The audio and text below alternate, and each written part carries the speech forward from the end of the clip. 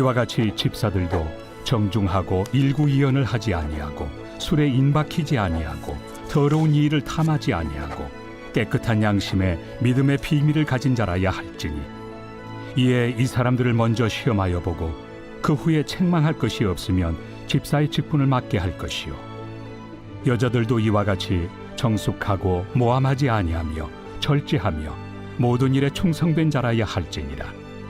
집사들은 한 아내의 남편이 되어 자녀와 자기 집을 잘 다스리는 자일지니 집사의 직분을 잘한 자들은 아름다운 지위와 그리스도 예수 안에 있는 믿음에 큰 탐욕을 얻느니라. 내가 속히 내게 가기를 바라나 이것을 내게 쓰는 것은 만일 내가 지체하면 너로 하여금 하나님의 집에서 어떻게 행하여야 할지를 알게 하려 함이니 이 집은 살아계신 하나님의 교회요 진리의 기둥과 터니라. 크도다 경건의 비밀이요 그렇지 않다 하느니 없도다. 그는 육신으로 나타난 바 되시고 영으로 의롭다 하심을 받으시고 천사들에게 보이시고 만국에서 전파되시고 세상에서 믿음 바 되시고 영광 가운데서 올려지셨느니라. 오늘 말씀은 리더의 자격, 믿음과 인격이라는 제목으로 함께 말씀을 나누겠습니다. 오늘 본문에서는 집사의 자격에 대한 이야기가 나오는데요. 물론 오늘날의 교회에 안수집사 제도의 근원이 되기는 합니다만 오늘날 교회가 선택하는 집사와 또 초대교회 당시의 집사와의 그 차이는 좀 있습니다. 초대교회에서의 집사라고 하는 직분은 어떤 의미에서는 초급 성직자에 해당되기는 합니다. 왜 그러냐면 오늘날에는 평신도직으로 종교개혁 시대에 열어서 장로와 집사를 평신도직에게 열었고요. 초대교회가 지나고 바로 그 다음에 고대교회라고 하는데 그때부터는 이제 장로라고 하는 성직을 감당하기 직전에 교회를 맡고 있는 지도자 또는 교회 사역을 위해서 수련된 지도자 이런 의미가 이 당시에 쓰여졌던 집사라는 의미이기는 합니다. 그런 면에서 오늘 종교개혁자들은 이런 성직에 대한 것을 꼭 어떤 성직자에만 해당하는 것이 아니라 일반 성도들에게 직을 평신도 사역을 열어서 그 사명을 모두가 감당해야 된다라는 개념으로 직을 열었던 내용인데요. 그럼 구체적으로 그 내용이 무엇인지에 대해서 좀 말씀을 듣도록 하겠습니다. 즉 8절에는 이와 같이 집사들도 라고 되어져 있죠. 이 말씀 1절에서 7절에 있는 장로직은 물론이거니와 이런 뜻입니다. 장로의 직을 감당하기 위해서는 여러 가지 사회적으로나 또는 교회 안에서 존경을 받고 또 사람들에게도 본이 되는 삶이 되어야 함을 말했습니다. 바로 그렇게 본이 되고 또 사회에서도 평판이 좋아야 될 뿐만 아니라 또 하나 중요한 것은 정중하고 일구이연하지 아니해야 된다라고 말씀합니다. 여기서 정중하다라는 말을 우리가 조금은 신경을 쓸 필요가 있겠는데요. 정중하다라는 말은 사람을 대하는 자세에서 에티켓을 말합니다. 에티켓과 배려를 이야기합니다. 제가 자주 말씀을 드리긴 합니다만 우리 동양문화권과 서양문화권에 좀 차이가 있는데요. 동양문화권에는 과거의 유교라는 개념 속에서 우리의 윤리가 형성되어져 있습니다. 그런데 이 유교의 윤리 속에서에 보면 아랫사람이나 신분이 낮은 사람이 윗사람을 향한 섬김의 개념이 너무 많이 강하게 남겨져 있습니다. 그러나 원래 유교적 개념 속에서도 좋은 집안에서 배운 사람들은 아랫사람을 대하는 것도 함부로 대하지 않습니다. 그래서 여기서 정중히 대한다라는 말은 어떤 그 서양 사회에서는 심지어 집안에서 일하는 사람들에게도 이렇게 부탁하는 그런 의미로 사용을 합니다. 물론 과거에 노예제도가 있어서 그게 큰 문제가 되긴 했습니다만, 그러나 지금 현재의 변화에 있어서는 아랫사람이라고 하더라도 일을 부탁하는 것이지 명령하지 않습니다. 그런 면에서 이 정중하다라는 말은 사람을 대하는 기본적인 자세가 어떤 일들에 대한 부탁하고 그리고 그것 사람에 대한 신분이나 어떤 사회적 지위나 또는 어떤 재산의 유무 또는 직급 이런 것으로 인해서 하대하지 아니하고 사람 자체를 존중하고 배려하는 것을 정중히 대하는 것이다라고 말합니다. 이런 모습은 삶으로 배어져 있어야 됩니다. 그래서 삶의 자리에서뿐만 아니라 교회 안에서도 그대로 드러나기 마련이어서 먼저 사람을 정중하게 대해야 되는 것을 말씀합니다. 그리고 일구이연하지 않아야 된다고 말씀하는데요. 우리가 말을 하면서 참 신중하게 해야 될 필요성이 있습니다. 우리 그리스도인들이 또 해야 될 일 중에 하나가 너무 쉽사리 농담을 하지 않았으면 좋겠습니다. 농담을 너무 뭐 즐겁게 하는 농담을 말하는 것은 아니고요. 긴가민가하게 애매모호하게 이야기해서 자기 빠져나갈 구멍을 만드는 그런 의미에서의 농담입니다. 그런 것들은 참 좋지 못하죠. 물론 사람들을 즐겁게 하기 위한 어떤 희극적인 요소에서의 농담 정도는 이해가 됩니다만 그것을 좀 더 지나쳐서는 문제가 되는 것이죠. 그래서 오늘 성경에서는 교회 직분자들은 언어 생활이 발라야 함을 이야기합니다. 언어 생활이 사람을 대하는 방식이고 그 사람을 대하는 방식에서 무엇이 나오느냐? 하나님이 지으신 창조주에 대한 고백입니다. 왜냐하면 하나님의 인격으로 사람이 만들어졌기에 사람을 어떻게 대하느냐의 방식이 결국 창조주 하나님에 대한 대함의 방식까지 이어지기 때문에 그런 이야기를 하고 있습니다. 그리고 이제 술에 임박이지 아니하고 더러운 일을 탐하지 아니하고 술에 임박이지 않는다는 말은 알코올 중독이 되지 않아야 된다. 또는 술 아니면 뭐 안 되는 것처럼 술술 하지 말아야 된다. 이런 의미로 이야기를 하고 있는 것이지요. 제가 어제도 말씀을 드렸습니다만 한국교회뿐만 아니라 많은 개신교를 선택한 교회들은 대체적으로 술을 금하는 경우가 많습니다. 그 이유가 절제하지 못하기 때문이거든요. 절제하지 못할 뿐만 아니라 그것으로 인해서 사람을 대하는 방식이나 많은 다툼과 문제가 생기기 때문에 오히려 술을 금해버렸던 그런 모습이라고 말씀을 드렸습니다. 그리고 더러운 일을 탐하지 아니하는 자. 이 말씀은 우리에게도 상당히 메시지를 주고 있는데요. 정당한 노력의 대가에 대한 것은 올바른 것이지만 불로소득과 같이 뭔가를 불이하게 이익을 보고 편법을 통해서 이득을 보는 것 올바른 일이 아니라는 겁니다. 그래서 그런 일들을 행하지 아니해야 된다라는 것을 말씀하고 있죠. 오늘 교회 안에서나 우리 사회에서도 마찬가지입니다.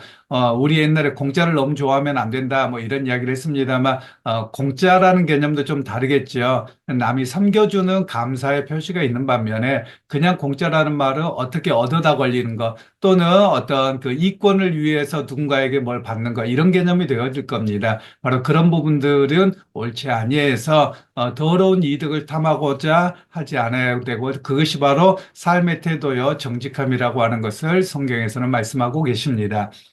그리고 이제 이 사람들을 어떻게 해야 되느냐 또 깨끗한 양심의 믿음의 비밀을 가진 자라.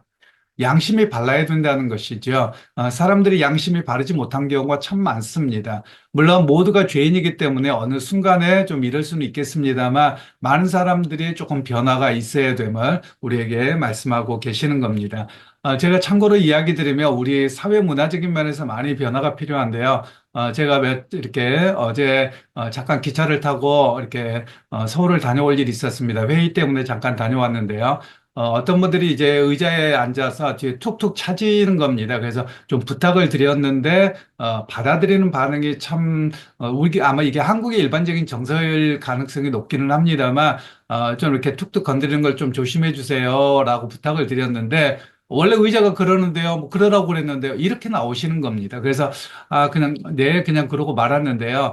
물론 의자가 그렇더라도 상대방이 불편하면 상대방이 불편하지 않도록 조금 조심해 주는 것이 필요하거든요. 그것이 사람과 사람의 관계입니다. 그런데 우리는 너무나도 그냥 자기가 조심하기보다도 그냥 발로 툭툭 건드리고 또 이렇게 발판을 대면서 탁 하면서 이런 것들이 불편한 것들이거든요. 그것에 대해서 우리가 조금은 생각해 봐야 될 필요성이 있습니다. 나의 권리만을 주장하기보다도 나의 권리 안에서 남에게 불편하게 하며 그 권리가 책임을 넘어가는 것입니다. 바로 그런 측면에서의 변화를 우리에게 좀 말씀하고 있는 것입니다. 그러면서 이제 시험하여 보라 이 말은 테스트해 보라는 것이죠. 그 사람이 정말 그런 믿음과 그런 지도자로서의 모습이 있는지를 체크하라는 것입니다.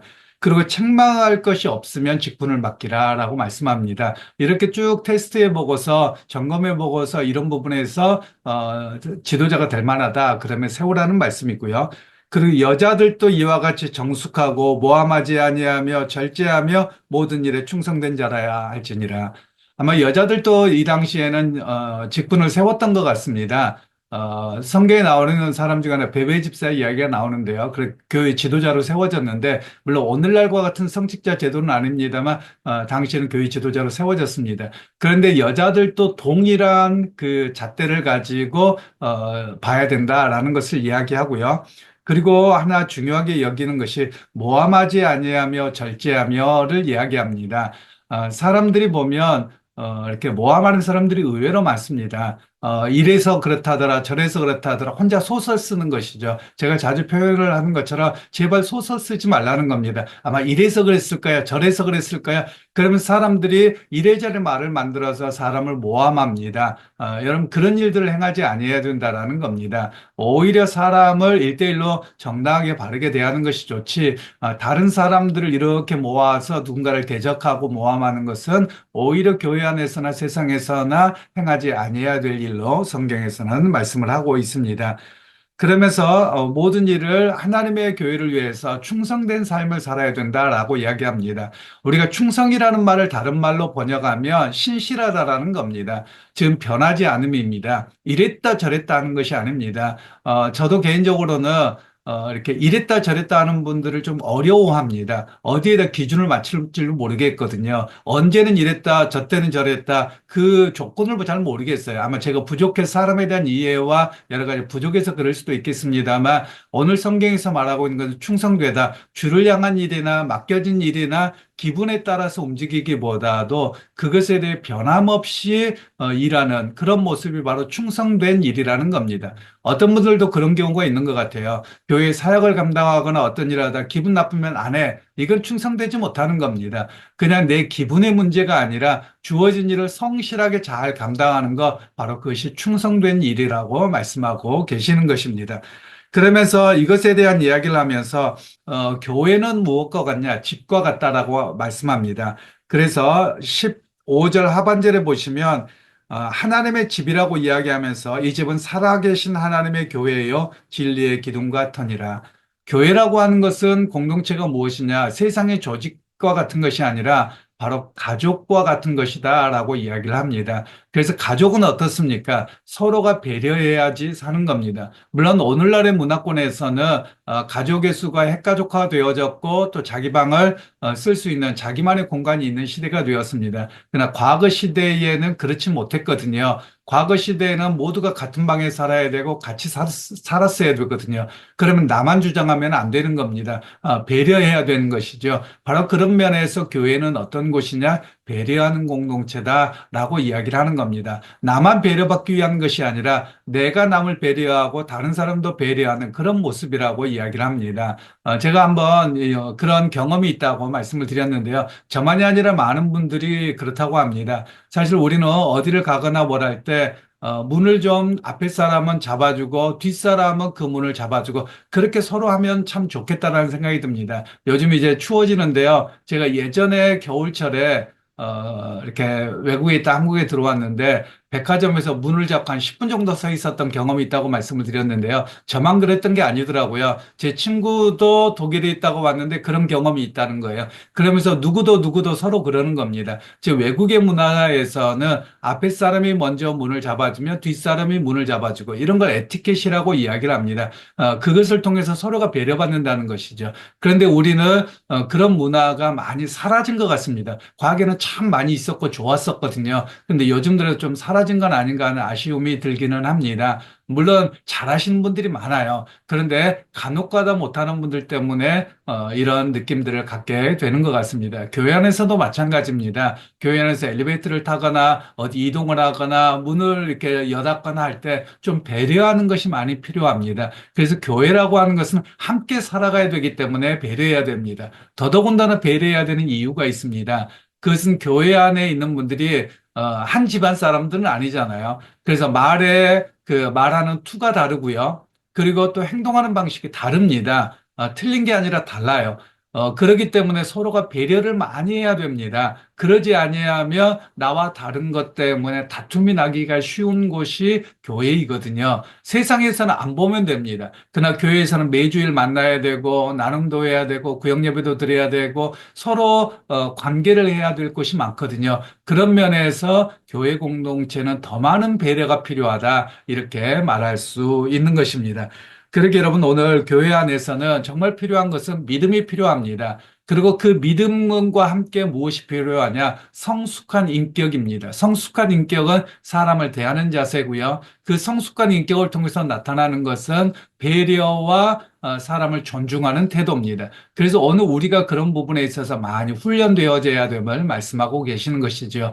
그래서 여러분 믿음 생활하면서 비록 세상 사람들이 나에게 정중하게 대하지 않는다고 하더라도 여러분 포기하시면 안 됩니다. 내가 정중하게 대하면 되는 겁니다. 우리는 보통 손해봤다는 느낌을 갖는 것 같아요. 내가 정중하게 대했는데 다른 분이 좀 이렇게 강하게 나오거나 욕설을 하거나 그러면 나만 손해봤어. 그럼 나도 똑같이 해야 되지라고 생각을 하시는 경향이 많은 것 같습니다. 물론 우리 사회에 좀 이런 그 병폐가 자꾸 더 커져가는 것 같아서 아쉬운데요. 사실 그럼에도 불구하고 우리 그리스도인은 어떻게 해야 되느냐?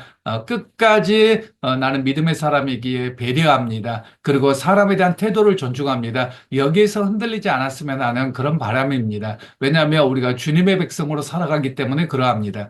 여러분 오늘 하루를 살아가실 때도 믿음 안에서 예의와 믿음과 인격과 존중, 배려 이런 것 속에서 살아갈 수 있기를 소원하고요. 내가 비록 그런 배려와 여러 가지를 많이 못 받더라도 주님께서 나를 아시기에 내가 오늘 또 믿음의 걸음을 갑니다. 이런 고백이 우리의 고백이 되어서 승리하는 그런 또 성숙한 믿음과 인격이 있는 오늘 하루의 삶이 되시기를 주님의 이름으로 축원합니다. 하나님 은혜를 감사합니다. 오늘도 우리에게 말씀하셔서 성숙한 인격의 모습과 성숙한 믿음의 모습이 어떻게 삶의 자리에서 나타난지를 배웠습니다. 하나님 오늘도 우리가 믿음 안에서 승리자가 되게 하시고 삶의 자리에서 성숙한 인격으로 배려하고 존중하는 모습이 있게 하시고 또한 나 또한 그런 성숙한 배려와 인격을 통해서 믿음 안에서 승리하며 아름다운 삶을 만들어가는 우리의 모습들이 되게 하옵소서. 예수님의 이름으로 기도하옵나이다. 아멘.